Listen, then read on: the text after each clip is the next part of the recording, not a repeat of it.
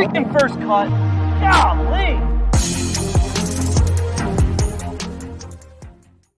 Welcome to the First Cut Podcast. I'm Rick Gehman, and this is your recap episode for this week's FedEx St. Jude Championship.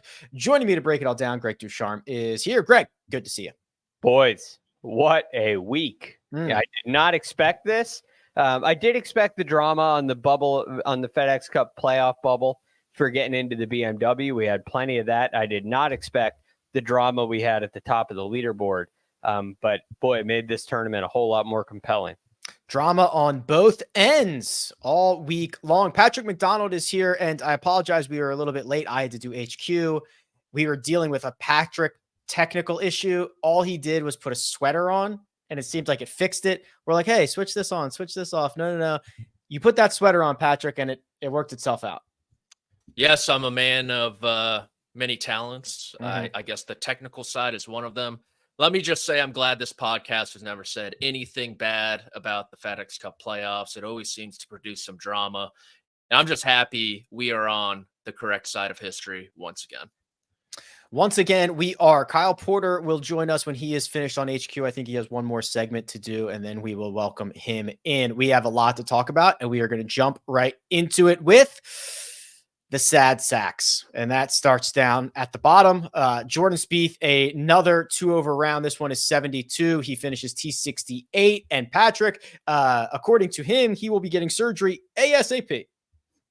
Yeah, this is a blessing in disguise that his season has come to an end. He can finally take care of that left wrist that was hindering him really ever since Quail Hollow in 2023. You think about his 2023 season all the way back then. He got off to a great start, almost went back-to-back at Harbour Town, played great at the Masters, and then Quail Hollow comes around. He WDs from that tournament, and really ever since then, he has not been the same. This year, approach-wise, was, of course, putrid, and there's a lot of positives you can take out of it, at least with the off the tee play. You say, okay, we get healthy. I'm able to make contact with the turf like normal. I don't have that hesitancy in my brain when I'm attacking with my irons, and maybe he can get back to the Jordan Spieth that we know. So I'm glass half full with him. Hopefully he gets right. He said the recovery time is typically 3 months, and being Jordan Spieth, he should be on all the signature events next year for sponsors exemptions wise, and he'll have a chance to play himself into them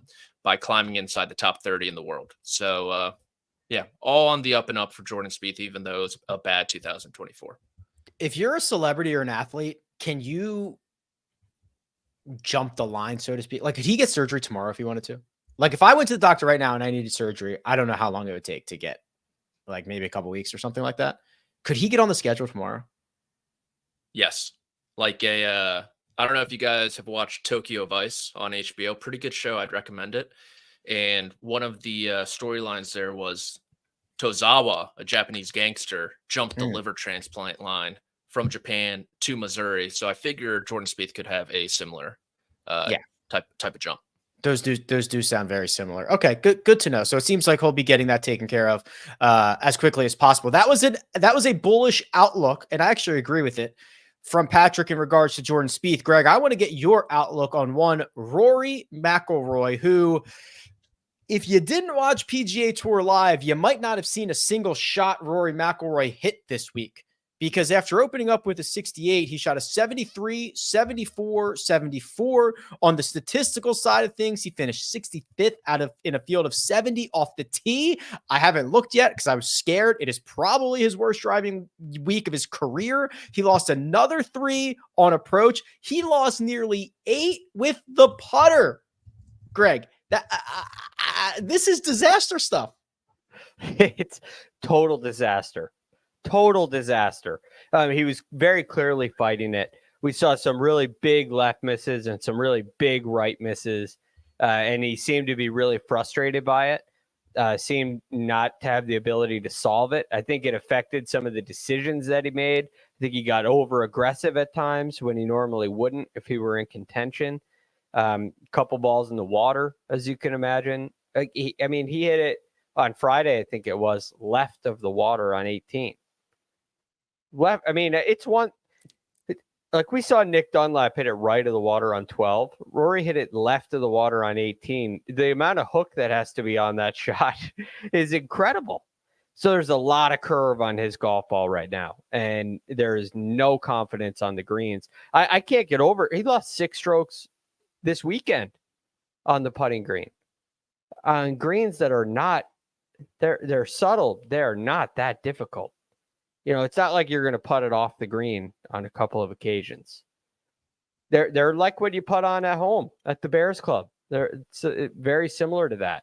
So this is concerning. I'm getting the sense that Rory's ready for the season to be over, and just he doesn't seem to be in the mental space that I thought he was, because I was rather impressed with him at the Olympics. And boy, was this a far cry from that performance. I'm getting word that Kyle Porter is here. Let's add him into the conversation. KP, are you there? There he is. Hello, Kyle. Hello, Rick. Long time no see. Yes. What did you have to do? One extra segment?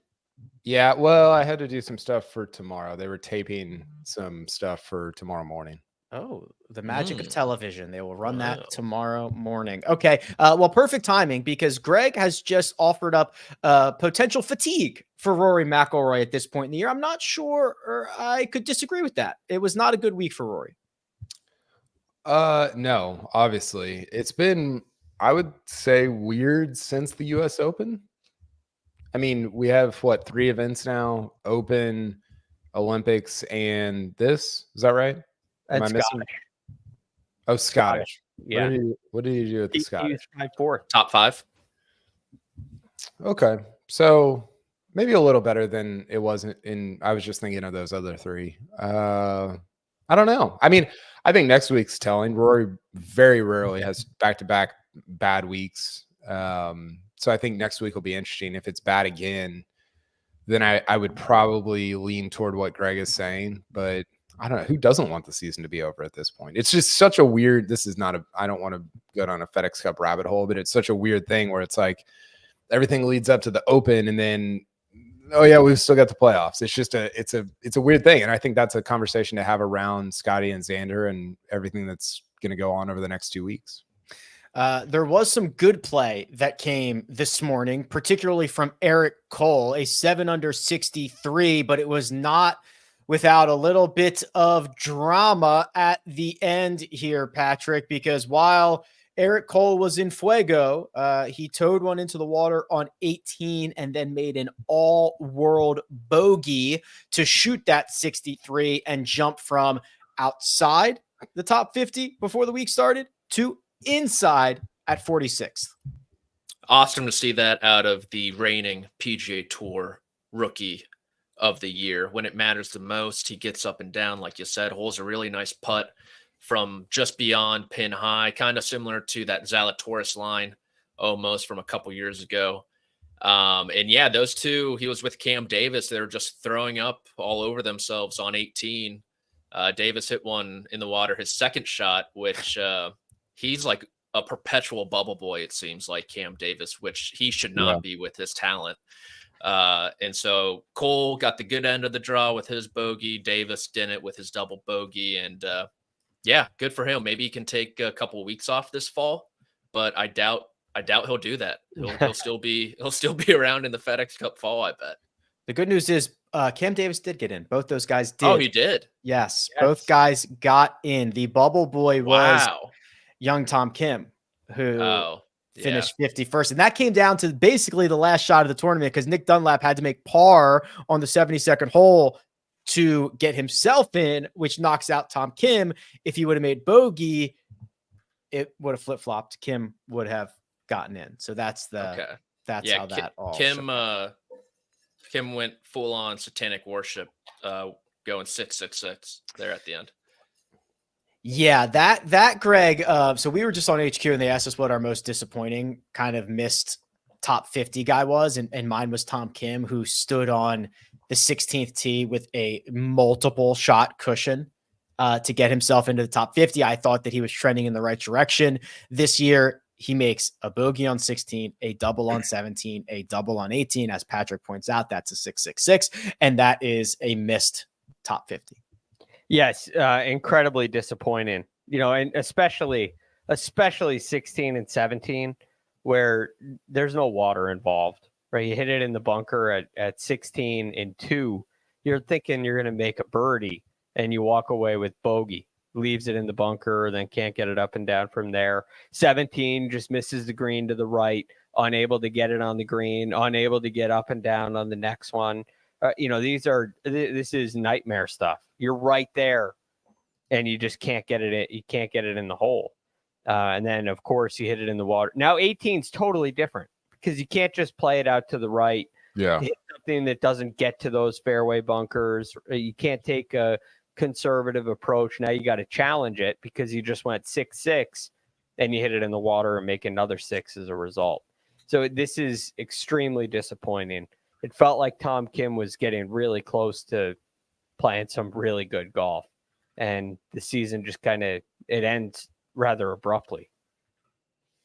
Yeah, it does. So he will not be around, though. He should be good on signature events because of his OWGR. Patrick's giving me the head nod, so that makes me think that I'm correct on that. Let's pause there. We'll flip to the top end of this leaderboard, get you the results of the FedEx St. Jude, how this is going to play itself into the BMW and everything else that we have going on for the next 2 weeks. But first, we're going to take a quick break and hear a word from our partners. At CBS Sports Golazo Network, we're bringing you the game. Breaking down the game. This is unlike anything else in the world. And changing the game. Get it all for nil. That means free. Whoa. And all day long. 24/7. And we're back. All right. Let's talk about the top here. And this got hairy very quickly, though Hideki Matsuyama, KP, started the day with a 5-shot lead. He was solid. He was sound. He was 2 under through 11 holes. What happened on 12 where this thing started to go sideways? Well, what happened on 12 is a rules official came and gave him the question what he was doing, right? Which is like the principal DJ coming over and questioning why you've had the bathroom pass out for 25 minutes. Yeah, I remember doing that a few times. Yeah, so who knows? He's probably talked about this by the time we're talking right now, but it seemed to rattle him because he played the next 4 and 4 over, right? Yeah, bogey 12, par on 13, bogey 14, double on 15.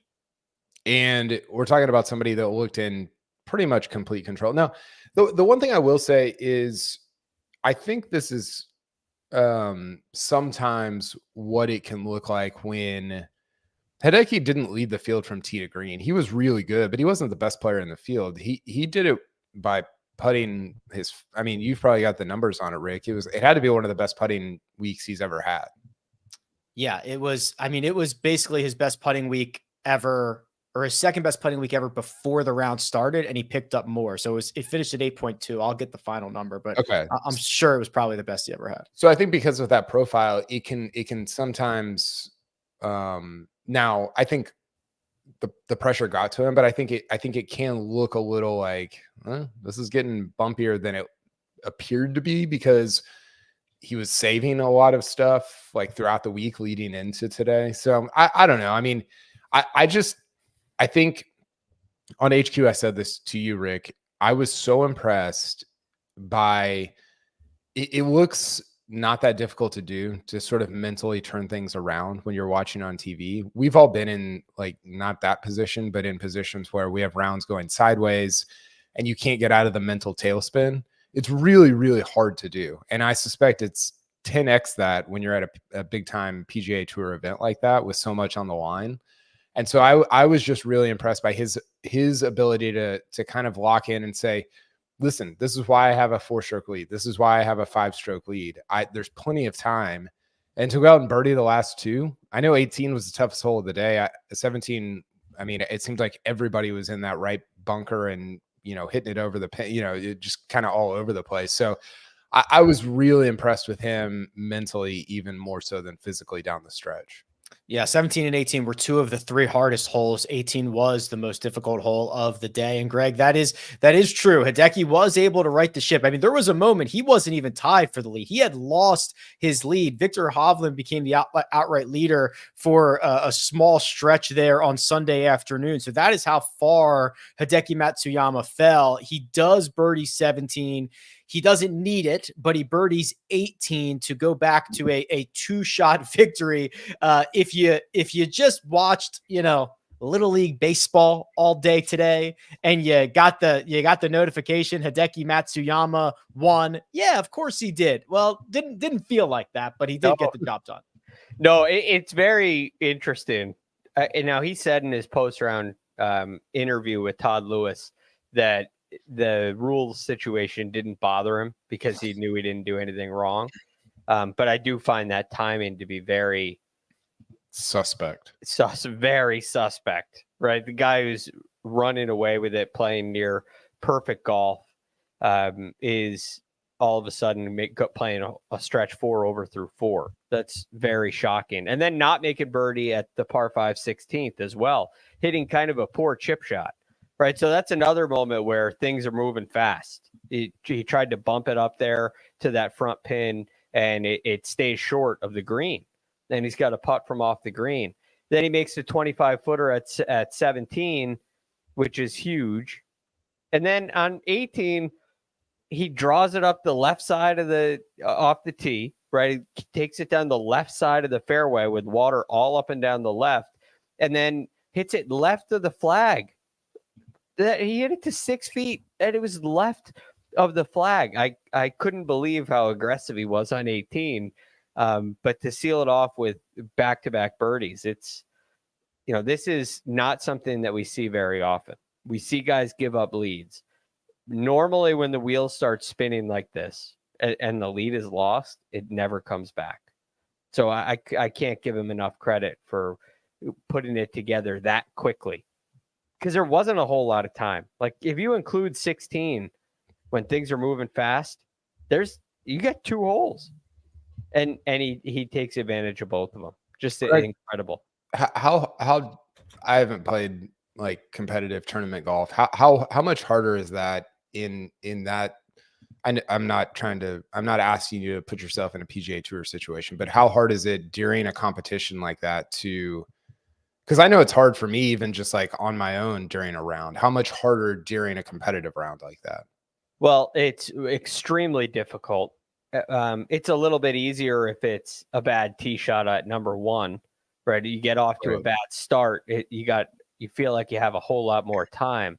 But the really surprising thing is when it's a huge change, when everything's going really well, and then it goes south quickly, abruptly, and all of a sudden, your confidence completely changes, and you go from knowing what you're doing to wondering what you should be doing, and things can start going really fast. And that's where having an experienced caddy, having somebody on your bag that and trust, that knows what to say to you, that can be a really big help in those situations. And for Hideki to do this without having Shota on the bag, and having Taiga on the bag instead is, I can't imagine what was going through that guy's mind, right? As a fill-in. Well, I think we saw it over those last couple of holes. He was reacting in a way that was like, don't overreact, but like, I really want to overreact. Like he was the one choking. Yeah. Literally, the PGA Tour released a clip before the round of an interview with Taiga. And he was like, yeah, this is fantastic. Hideki's kind of doing it all. He's doing his own yardages. He's reading his own putts. I've only had to carry the bag so far. This has been an amazing week for me. Not good. Rio Hisasune is just asking me to learn from him a little bit to be a better caddy. And then you just knew after watching that clip, something was going to hit the fan today. And it clearly did. Well, Patrick, that victory from Hideki Matsuyama moves him up to 3rd in the FedEx Cup standings. That is an opportunity, if that were to hold, to start at 7 under par. That 3rd spot is incredibly valuable, right? I think it's whatever order it's going to be Scotty Scheffler, and Xander Schauffele at 10 under and 8 under when we get to the Tour Championship. Those spots right behind, third at 7 under, fourth at 6th, and fifth at 5 are probably the only guys who could win the Tour Championship and the FedEx Cup in all likelihood. So Hideki is now putting himself in a very good position. Yeah, and KP was all over it at the onset of the week of how, accessible that third spot was going to be for someone if they could make a little bit of a run. And I'm looking at the points now. Scheffler's at 6,500, Schauffele's at 5, and Hideki's almost at 4. And then Morikawa and Rory are pretty much, and Clark are pretty much all tied at 2,500. So looks like one of those three are probably going to need to win the BMW Championship to move past Hideki. So it seems like those top three are pretty set in stone unless, Hideki finishes like 50th next week or something. So it came at a huge time, and, he missed the Tour Championship for the first time in his career last year, WD'd from Olympia Fields, I believe. Before that, he was 9 for 9 making the Tour Championship. So it's cool to see him bounce back like that and give himself his best chance ever to win the FedEx Cup. Well, and he's never finished better than, what was it, 8th, Rick, in the FedEx Cup? I think that's right. Which is kind of shocking to me. It might be an East Lake thing, if you don't play well there, then you kind of, but he's had good years. It's not really like an arc thing. Like, he's had really good full season. So this puts him obviously in a position to be a lot better than 8th when everything's said and done at the Tour Championship. And to circle back on the challenge, Greg, that is trying to win at this point in the year without your normal team around you, right? You've got a situation where both his caddy, his coach are had troubles getting in from London. They had their passports stolen in a robbery situation. And now Hideki's got to kind of scramble everything together at the most valuable time of the year. And he goes out and he wins the golf tournament. Yes. And look, this is an incredible additional difficulty that's added for Hideki Matsuyama specifically. A lot of the guys out here on tour, like we always say, there's the boys club, right? There are groups of friends out on the PGA Tour that all get along in their own specific way. And you kind of have these little families develop, and you travel together and you hang out together. And that group is a whole lot smaller for Hideki Matsuyama, right? You have a language barrier. You don't speak English, and you have your very small team that travels with you week in and week out. And you can imagine how close that would make that little family. And now all of a sudden, 2 of them can't be here. Now you're all alone, and you found somebody to step in and pick up the pieces. And it gets tested under the greatest amount of pressure you could possibly have. We were in contention the entire week, and he never looked back until 12 today. And then he did look back and said, I don't like looking that way. I'm going to look forward again. Looking back is a bad idea. Yeah. Don't look down. Don't look down. Don't look down. Well, Hideki Matsuyama, 17 under par, winning score. He gets $3.6 million for his trouble, 2,000 FedEx Cup points, and seemingly a nearly locked spot in third position for the Tour Championship. 2 guys at 15 under right behind, and these are some big names brewing. It was a heck of a leaderboard up top. Xander Schauffele shot a 63. He had 4 rounds in the 60s this week. The 63 on Sunday was his best. That is 7 under par. It was bogey-free. KP, you are, and I believe rightfully so, quite bullish on Xander the following 2 weeks here as we get to the end of the season. Yeah, I think Xander could win out. Like, I think he could win. I think he could pull the Victor, which is win the BMW, and then I'm looking up where he was tee to green this week, and then win the Tour Championship. He's awesome at East Lake. He's going to thrive there. I think the Scotty Xander race, I mean, it's not going to be like the 1,500 in the Olympics, is it? Where somebody comes from out of nowhere and wins it at the end over the 2 heavy favorites. I mean, what's crazy is the format is set up for that, right? The two guys who are a billion points up, Xander presumably is only going to lead Hideki by a shot.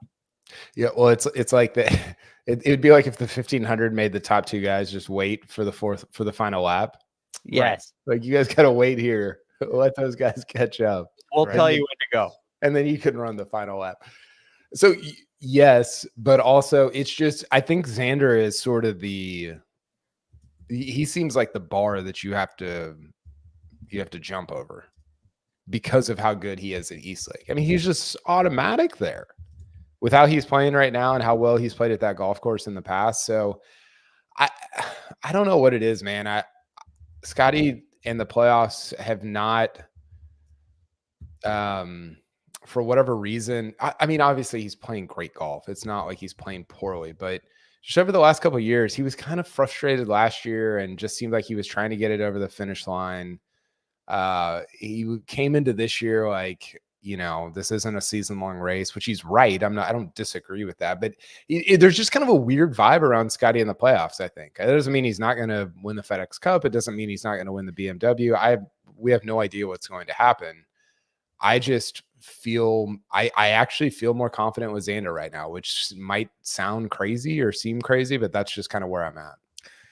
I think, Greg, that Kyle has gone too far, but I don't think he's gone a lot too far, right? Like I'm with him for the most part. I still think that Scotty is going to, Scotty's playing basically a 3-tournament playoff right now. He's going to start the Tour Championship almost certainly in first. If he doesn't start in first, he's going to start in second, all that fun stuff. Xander does seem quite fresh. Xander is very good, and Xander has unlocked the secret at Eastlake. Now, even in his own words, he said, we'll see what the new Eastlake looks like when I get there. They've done some work to that golf course, but it would not be super surprising if Xander were to get this job done. No, it's not. The changes to the golf course are not going to make him go from loving it to hating it, right? The shot values are presumably going to be still the same. So he will understand how to play the golf course. There may be some little nuances to learn, but, that might be a good thing, keep you on your toes a little bit. Xander showed today the kind of firepower that he has, why you always have to watch out for him, which is like he can just go crazy with his irons and he can hold the putts. I mean, he hit 8 approach shots inside of 15 feet today, and that doesn't include the par 5s where he also made birdie. So you just get a sense like he could just keep making he could birdie every hole coming in, and it wouldn't surprise you. But I still do believe that Scotty Scheffler's on a different level when it comes to the ball striking. Look, I was looking at this early in the week. If you go through on rickrungood.com and look at players' best weeks they've ever had with their approach play, and it's like, how often do they gain double digits for a week? And Rory's done it twice. Xander's done it twice. Once was at the Open Championship. Morikawa's done it twice. Like nobody has, and many guys have only done it once. Hideki's only done it once. That list is extremely long as well. And Scotty has done it now with a poor week this week, 3 out of the last 6 weeks. Right. He's the only other player in this field who had done it 4 times was Adam Scott, who hadn't done it since 2019. So there's this level that Scotty can reach that I don't think anybody else can.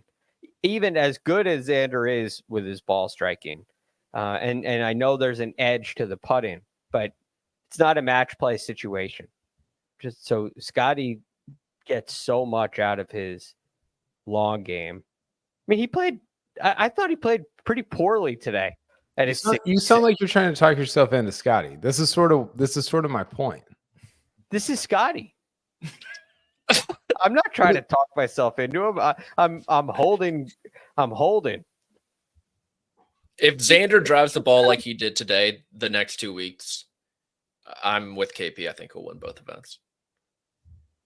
Because, Greg, as you mentioned at the top of this week, Xander had been horrible off the tee at TPC Southwind. Today, 10 fairways from 6 to 16, doesn't miss one.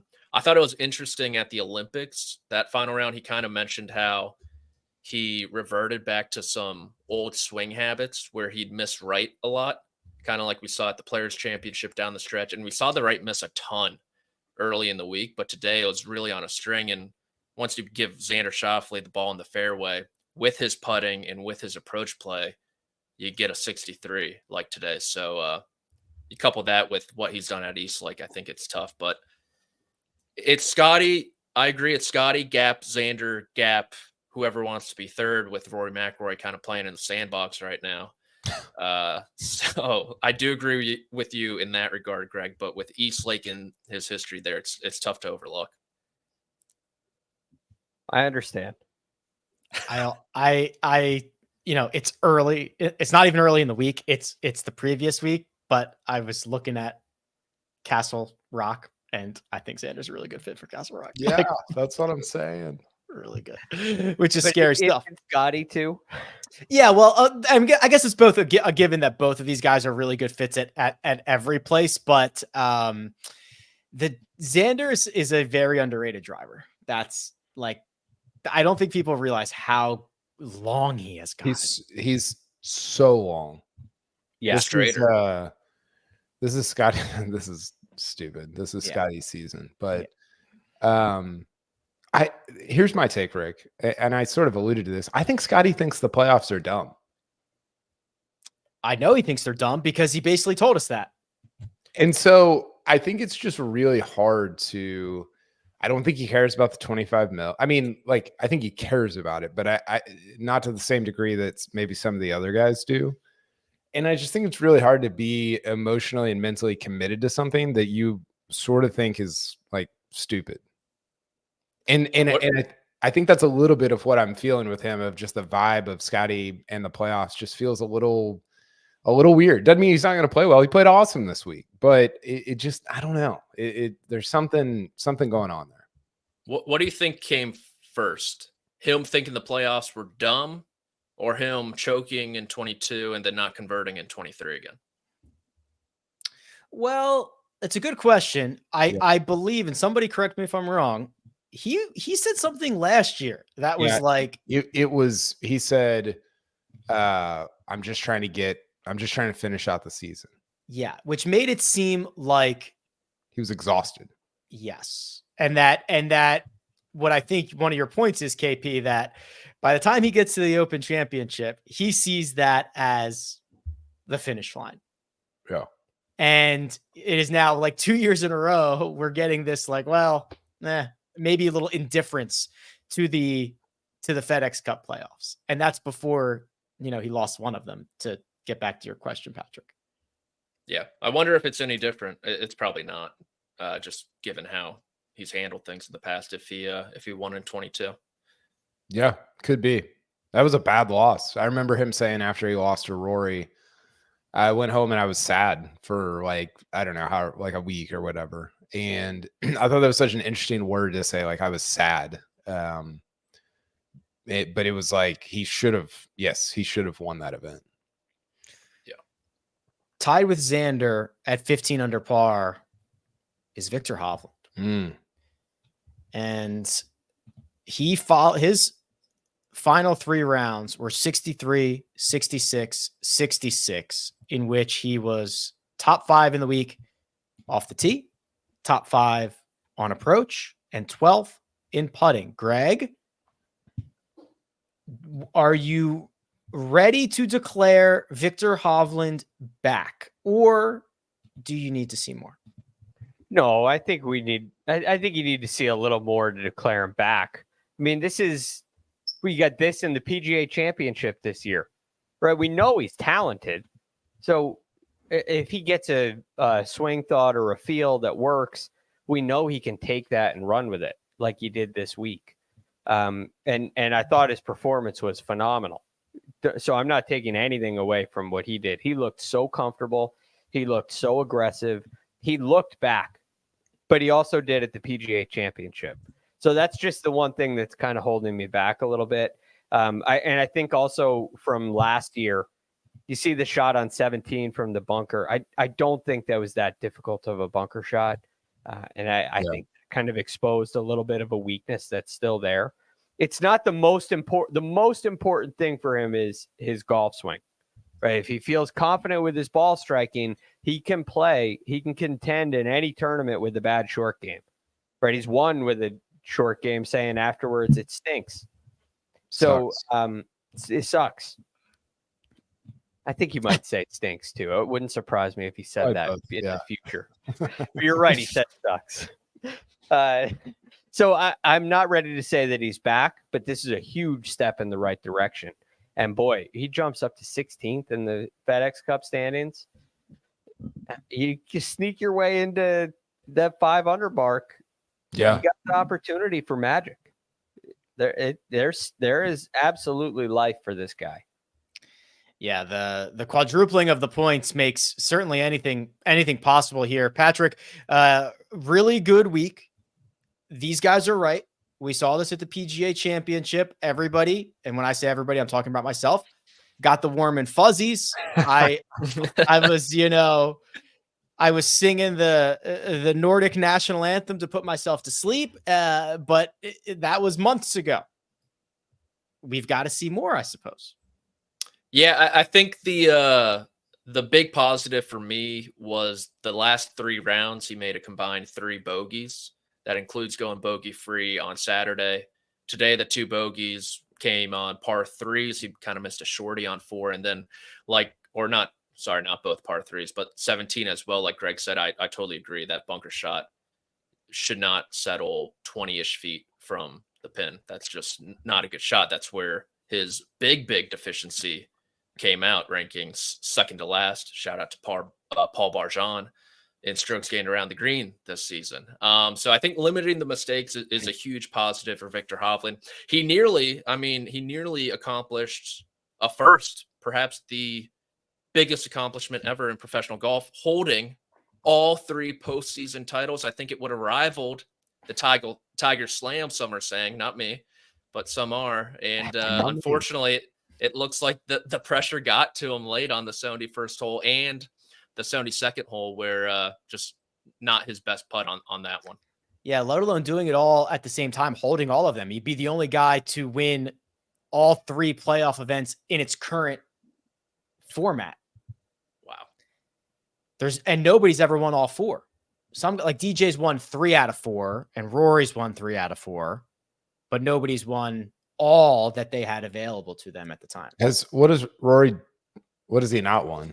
The BMW? I just had this up. I think it was the BMW. Yeah, because he won the Northern Trust. He's won the Tour Championship a couple times, and then he's won the Dell. Deutsche Bank or Dell. Yeah, Dell. Yeah. Yes. Okay. And the Northern Trust is now this event. Yes. Because Tony Finau won the St. Jude at Liberty National a few years ago. Correct. So Rory has won the Dell Technologies Championship, which that no longer exists. He's won that twice. Okay. Rory has won the BMW Championship, and Rory has won the Tour Championship 3 times. So he's credited with 6 wins. He's not won this event, the Northern Trust / FedEx St. Jude Championship. Wow. Another year. He's got to wait another year, just like all the other big events. I meant to tweet out and I missed it. I missed it by 2 days that last week was the 10-year anniversary of Rory's last major. I'm glad you forgot. Wow. I was going to put it in my calendar and I said, I won't forget. I do that with like 10 things a day. Rick was looking for the numbies. Yeah, I was. You would have gotten some good live engagement there too. You would have had, the meeting of all 4 corners of golf Twitter coming to your page. It's like throwing himself an alley-oop off the backboard. Yeah, it's easy numbers. It's easy. Just trying to get that check. Barbecue chicken. Yeah, that check from Elon. I just was trying to boost my numbies. Do you get money from Twitter? No, I don't get it. I must not get enough engagement. So I do, and it's like I would almost rather get nothing. It's like $34.11. What are we doing? Yeah, that's tough. No, I do not. Shame. Well, it's a fine line. You're better off. because I keep forgetting about these banger tweets. Yeah. It's a full-time job. I know. I gotta be committed to the game. All right, let's go rapid fire here just to kind of clean up the rest of the week. Scotty Scheffler finished solo for 14 under par, didn't play all that well, yada, yada, yada. Okay, Nick Dunlap, KP is in. Nick Dunlap is in. T5, he has to make par on the final hole of the day. He does it, and the golf gods have gotten this one correct because now twice a winner, Nick Dunlap will be moving on to the BMW Championship. It would have been kind of hilarious if he hadn't gotten in, right? He wins twice. He contends for this event, and then you're like, didn't do enough. And I get it. I get the nuance, and wasn't a PGA Tour member when he won and all that. But it'd just be a weird deal, a weird look. So yeah, he needed a monster week, and he got it. It's crazy. I wrote about this a little bit in Patrick and I kind of shared our grades today, and he's 20. It's just so easy to forget. Like, he's won twice. He's contended in a playoff event. This time last year, he was winning the USAM. Think about the last 52 weeks for him and how good it has been. There's so much to nitpick. His numbers as a pro have been okay, not amazing, but he's 20. He's 20 years old. That's so crazy. And I think it's just very easy to lose sight of that, given where he's at in his career. Yeah, he's not even supposed to be a pro right now. So, of course, his numbers are a little bit off. Will Zalatoris is looking to make his first ever stroke at a tour championship, Greg. He's got a little bit of work to do, but he entered the week 49th, and he left the week in 37th. So he's going to have another he's going to have to just advance himself every single week, but it was an even par 70 on Sunday to finish T12 for Will. Yeah, it made a number of bogeys on Sunday. Sunday wasn't his best day, but I was very encouraged with his ball striking through the first 3 rounds. I thought it was a lot better for him. Still not, his peak and what he's capable of, but it looks like things are kind of getting themselves back in the right direction. The fact that he's gotten himself into the BMW is a big deal, and I can't think of someone who deserves a shot at the Tour Championship in an off year more than Will Zalatoris. I just think back to, I guess it was 2 years ago when he had to withdraw, and all of a sudden you finish 30th. And that just, he was not the 30th best player. He was probably going to finish in the top 10 for the season, and he ends up 30th. So I've always felt really bad for him with that. That was the year that he won. After his win, he had to withdraw. He was way up in the list and ended up 30th. So it was disappointing. So I hope he can make a push this week in Colorado. I was at that BMW Championship the week after, and when word got out, it was like Will just withdrew. He's on the side of the green getting his back like stretched. I remember that scene. It was just totally bizarre. Yeah. Week. Yeah. Delaware delegation and all. That's right. Justin Rose stood still in his spot this week. Unfortunately, that spot was 55th, and a 1/71 in each of the last 2 rounds, Patrick, was his demise. So Justin Rose goes 66, 66, 71, 71, including a bogey on 18 today, a double on 18 yesterday. A good year for Rosie, but he will rue these last 2 rounds. Bit of a bummer. He'll have a chance to get in the Siggies. I think he's just inside the top 40 in the official world golf ranking. So kind of on the cusp of that if he can have a good start to his 2025 or maybe adds some starts to his fall or plays across the pond, whatever. But it wasn't like it wasn't a great year for Justin Rose, right? I mean, he played well at the PGA Championship and he played well at the Open. Those are obviously 2 of the big 4 ones that you want to play well at. But outside that, his best start was T11 at Pebble Beach. So only 3 top 11s. on the year. And I mean, to even put yourself in the position, I guess, is an achievement coming down the stretch. And then it was kind of funny, like adding insult to injury, not funny, because I am Team Rose, where he's just like super focused on his second into 18, needs to make birdie from the fairway bunker, and he doesn't even come close to clearing the lip of the bunker. And he's like posing, and the ball just pops up and then plops down like 3 feet in front of him in the fairway. What I loved about that is he said, well, it would have been nice if I was in the middle of the bunker. Yeah. As if he didn't know that before he hit the shot that didn't even come close to clearing it. Like, well, yeah, maybe he hit a different shot then? I don't know. He had a couple little like whiny things this week. There was another one he was saying the greens were bad. Yeah. He was shaking. He was like, that was wobbling all over.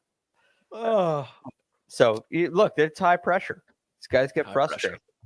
Can't have the drizzle every week, but cannot have the drizzle.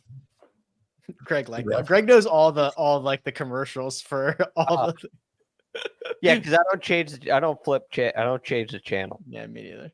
Greg So could if recite they're off the. golf, I know the commercials. Greg could recite every PGA Tour radio, like Sirius XM commercial, like on command. Yes. Yeah, so good. As we do at the top and bottom of every hour of our live play-by-play coverage. That's right. This leaderboard update is brought to you by Titleist. Yeah. All right. We are going to recap the best bets, which were surprisingly green. We are going to recap the one and done, which there was a Hideki sighting, unfortunately for most of us.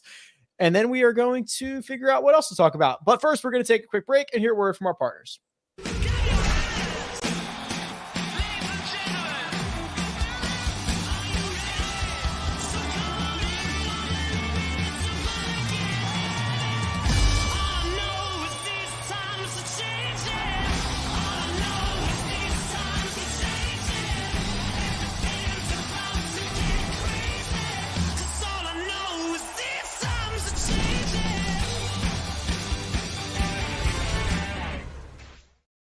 And we're back. The bets for this week, a clean sweep in the matchup category. Justin Thomas beats Shane Lowry. Patrick Cantlay wins his 3-ball KP over Ludwig and Morikawa.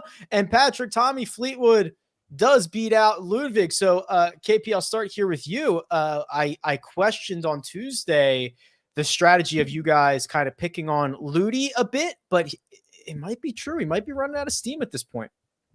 Yeah, I mean, I think we talked about it on Tuesday. It's hard to jump into an 82 game NBA season if you're a college player. You know, this is obviously different than that because you can pick and choose where you want to play, but it's a little similar. And picking on Ludwig a little, and obviously Cantlay jumped up into the top 10 in the FedEx Cup rankings too, which I know we'll get to my best bet here in a minute, but that makes for an interesting.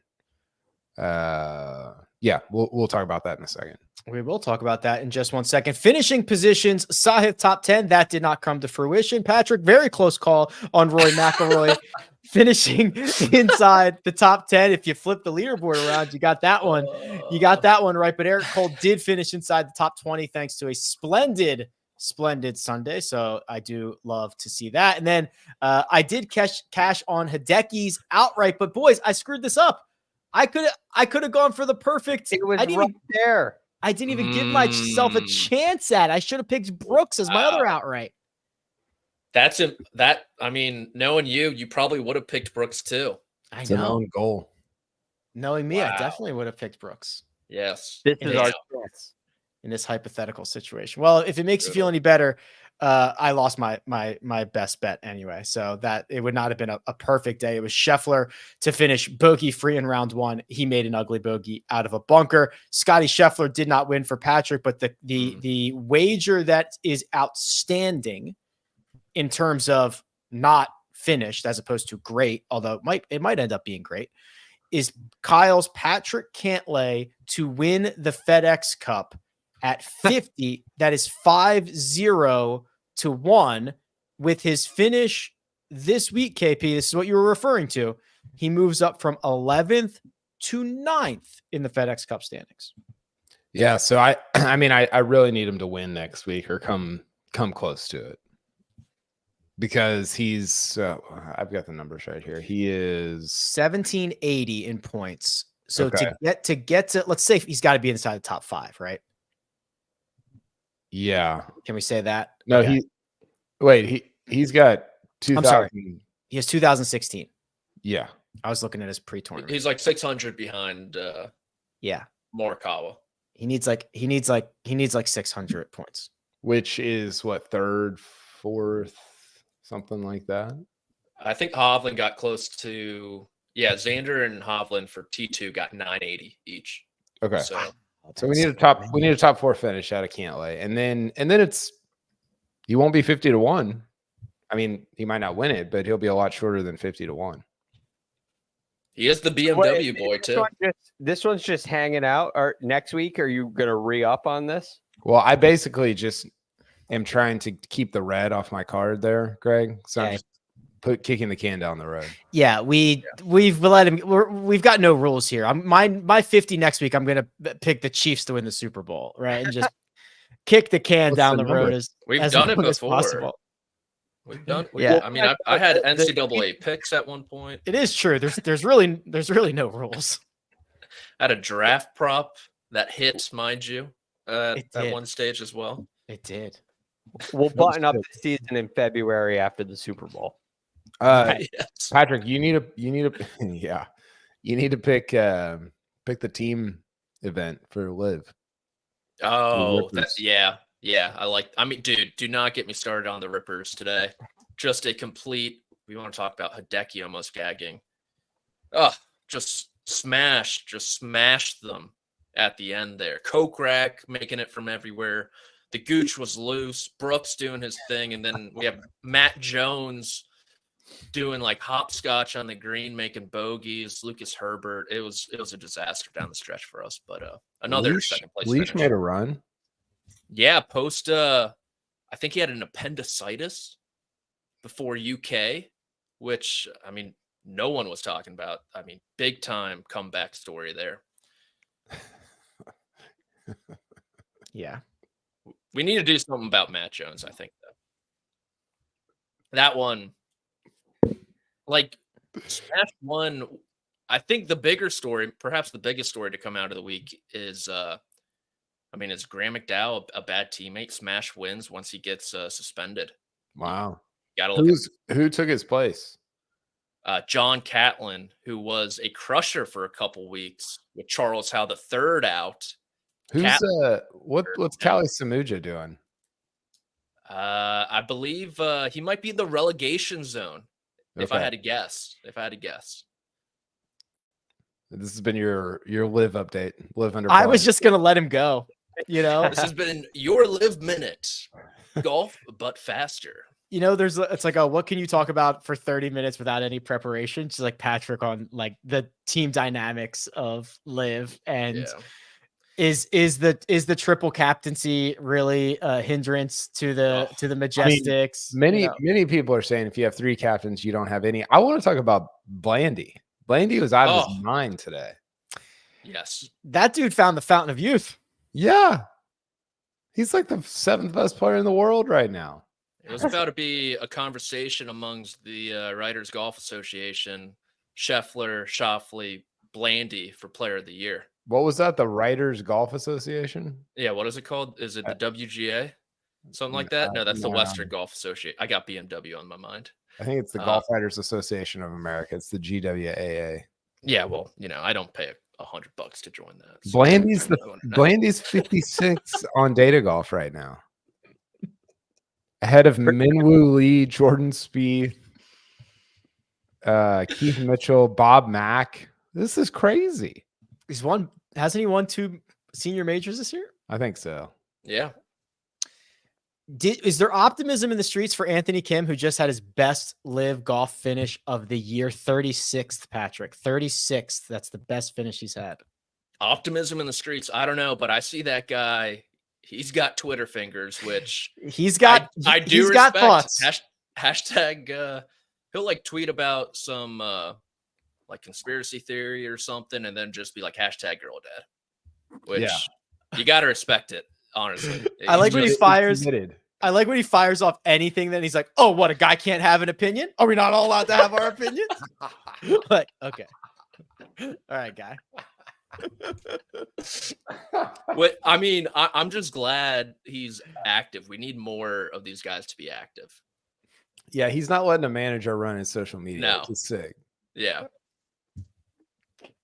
I don't know if it's smart, but it's sick. A guy can't have it a bit.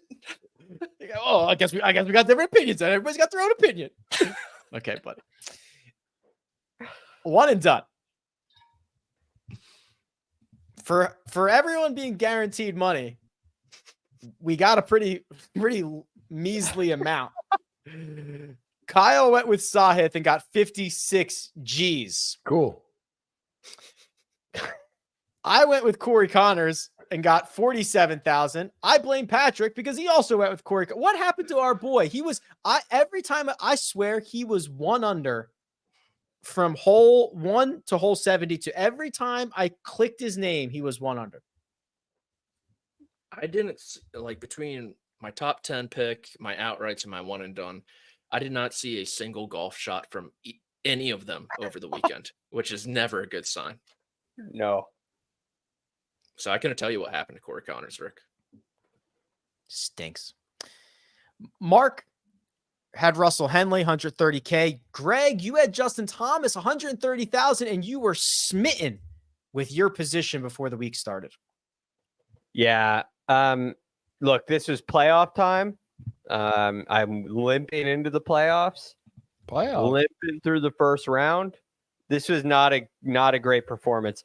Which I knew there was a risk. I was taking a chance with JT big time. What did he finish in? Was it that? I passed it already. 30th.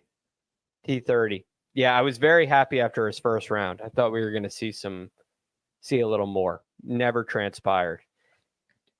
You're not going to go a whole year and not play Justin Thomas. So I figured this is the week.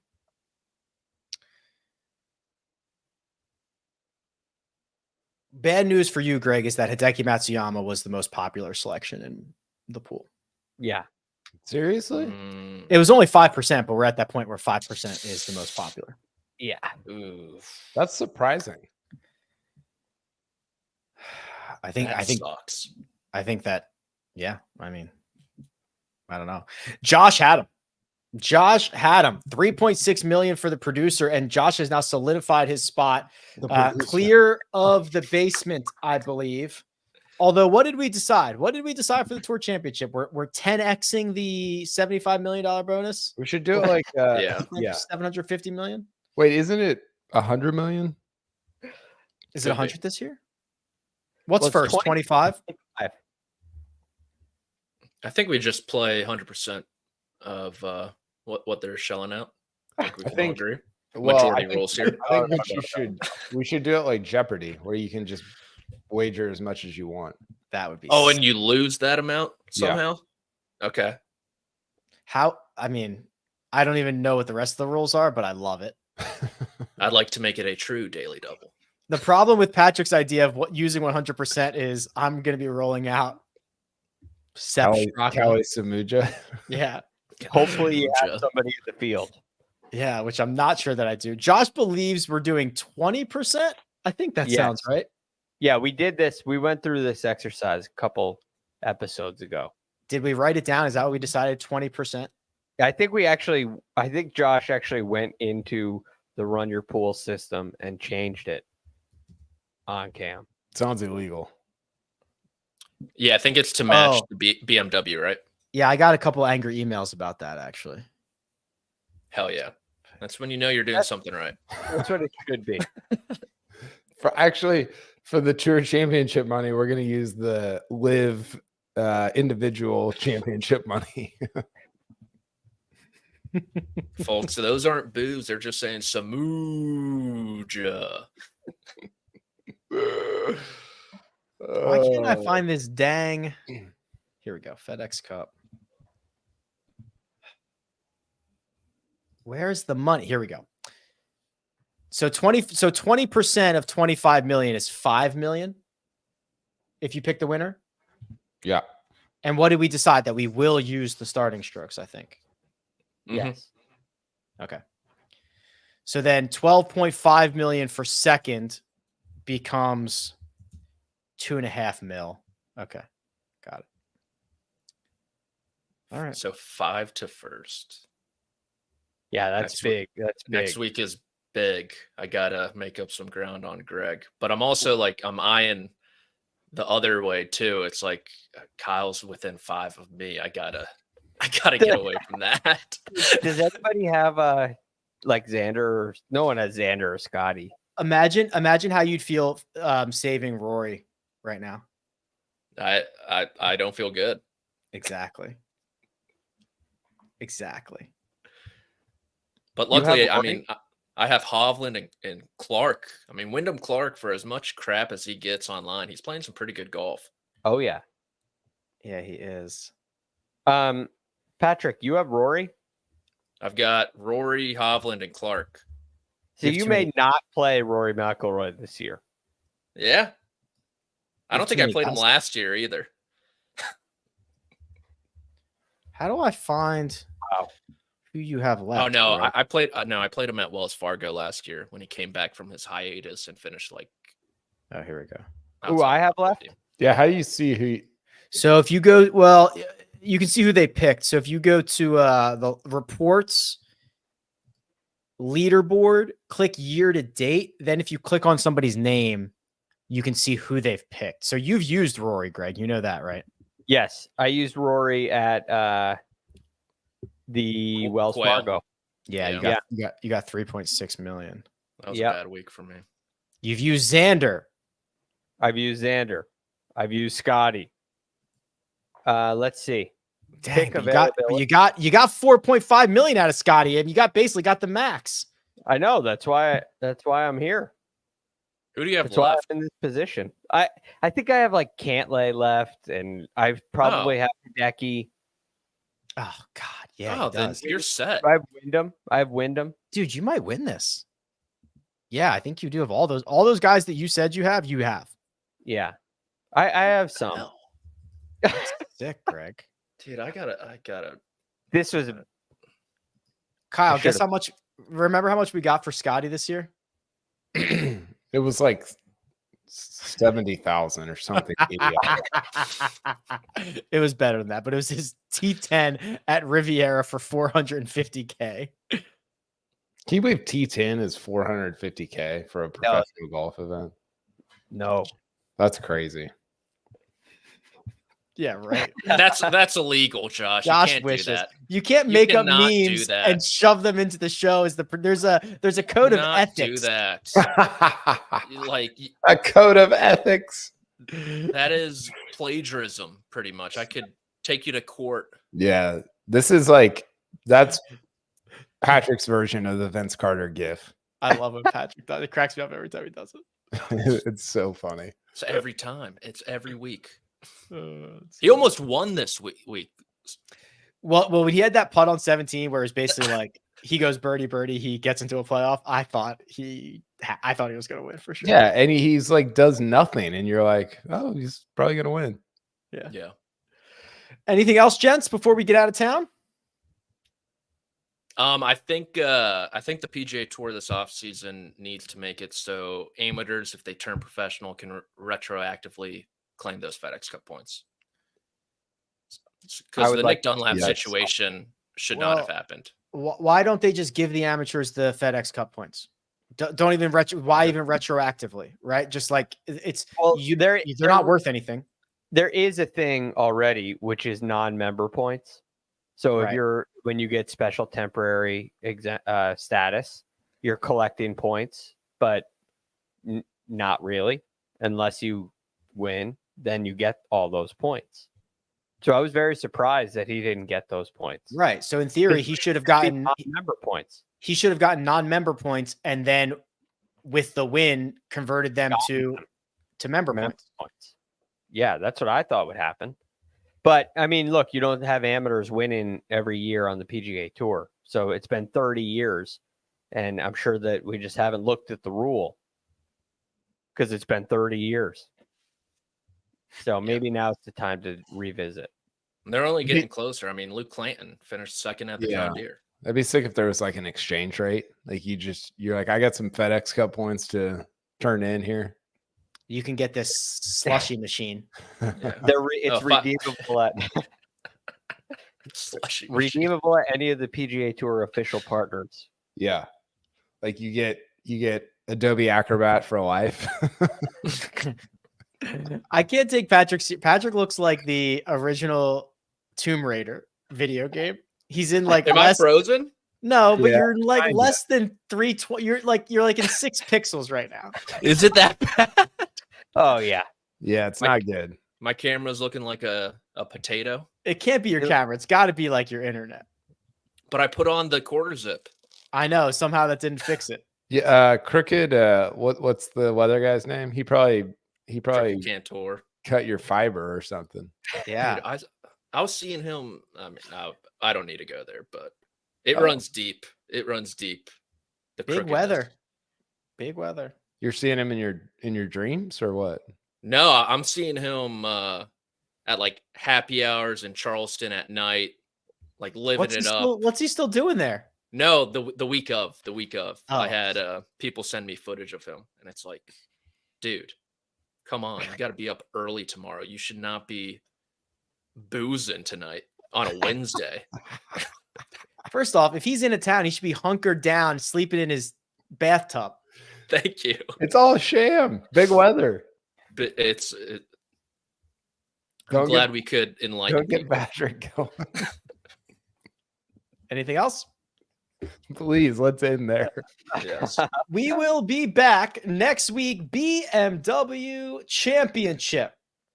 DFS on Monday. Mega preview pod on Tuesday. The network will have us on Wednesday. Round by round recaps Thursday, Friday, Saturday, Sunday, plus an extra network show on Friday. That means 8 shows in 7 days for the BMW Championship.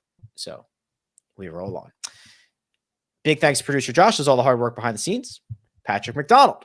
If you can see him and his nice sweater, he is available at P McDonald CBS. Greg DuCharme at The Real GFD. Kyle Porter at Kyle Porter CBS. And you can find me at Rick Run Good. This has been The First Cut. We'll catch you next time.